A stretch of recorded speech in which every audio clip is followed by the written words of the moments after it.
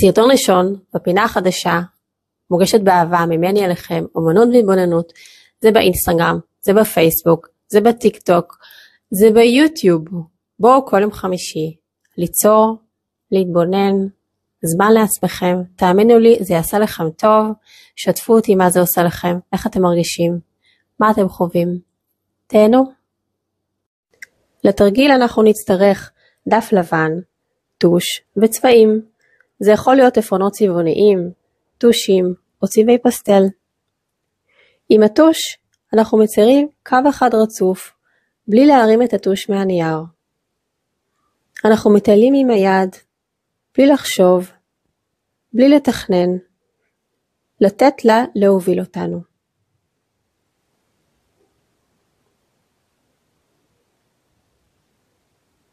משסיימנו לצייר את הקו שלנו, נעצור ונתבונן במה שיצרנו, ונראה אם אנחנו מזהים איזה שהם דימויים, צורות, סמלים, מסרים, שאנחנו מתחברים אליהם.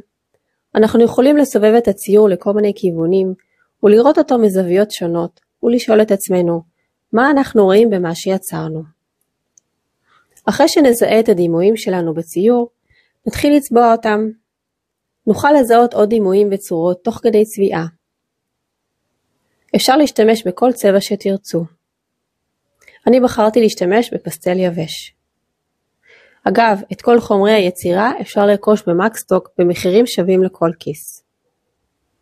כשנסיים לצבוע, נתבונן ביצירה שלנו.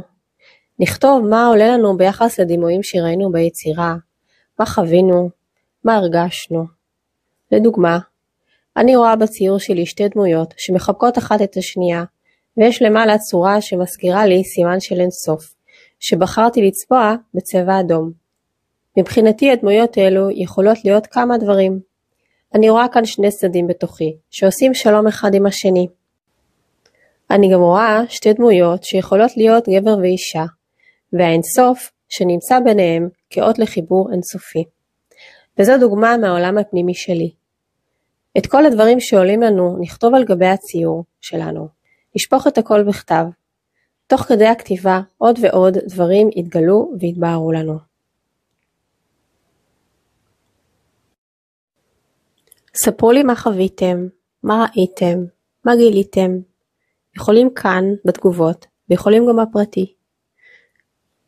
נתראה שוב בסרטון הבא של אומנות והתבוננות בחמישי הבא. נשיקות.